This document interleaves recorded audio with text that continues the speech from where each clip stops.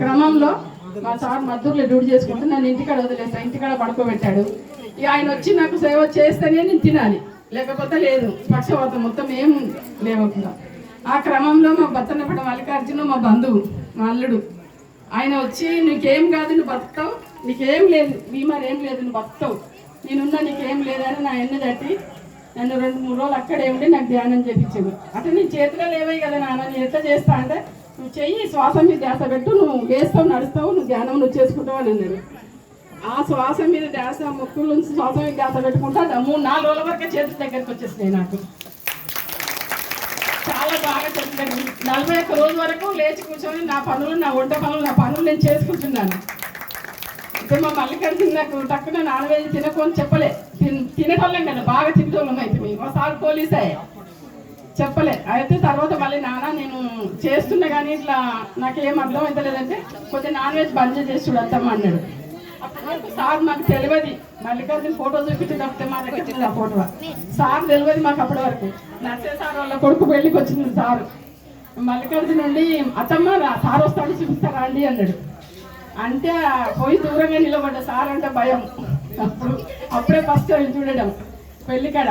ఇట్లాగే అన్నాడు సార్. దగ్గరికి పోయినావు కదా, ఎందుకు వచ్చినావు అన్నాడు.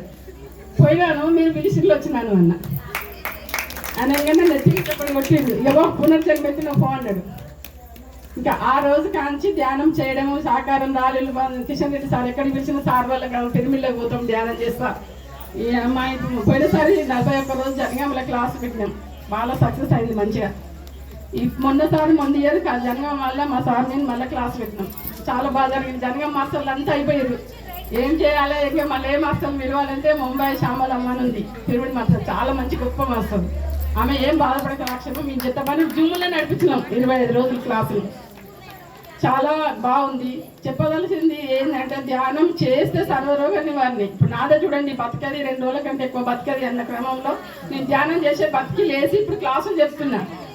ప్రతి ఇయర్ సార్ కడతలకు పోతా, ప్రతి సంవత్సరం కడతలకు పోయి కడతల కాడ 15 రోజులు ఉంటా. నేను చదువుకోలేదండి, పనికి పోలేదు, చదువుకోలే. కానీ నేను సార్ రాసిన ప్రతి బుక్ చదువుతా. ఇప్పుడు ప్రతి బుక్ బతక మన సార్ రాసిన ప్రతి బుక్ తెచ్చుకొని చదువుతా. ఇప్పుడు దాదాపు డాక్టర్ బుక్కులు ఉన్నాయి మా ఇంట్లో. ఇది నా ధ్యాన జీవితం. ఎందుకంటే చదువే కావాలి ముఖ్యమని, అప్పుడు చదువు కావాలనుకున్నా. ఇప్పుడు ఏమనుకుంటున్నా, చదువు లేదు, నన్ను చేయబట్టి 100 మంది బతకాలి, నేను ఇంకా తిరగాలి, సహకారం ర్యాలీలు చేయాలి. అట్లా సార్ కిషన్ రెడ్డి సార్ ఎక్కడికి పిలిచినా వస్తారు, సార్ ఎక్కడికి వచ్చినా ఇక్కడ ఎవరికి వచ్చి ధ్యానం చేస్తా. చాలా బాగుంది. ఇప్పుడు ధ్యానం చేసిన కానీ నా ఆరోగ్యం బాగుంది. నేను ఇప్పుడు మీ ముందట ఉన్నా. ఇట్లా నేను నా జీవితం అంతా మా భర్తకి తారకు, మల్లికార్జునకు, నా భర్తకు జీవితం అంతా రుణపడి ఉంటాను. నమస్తే.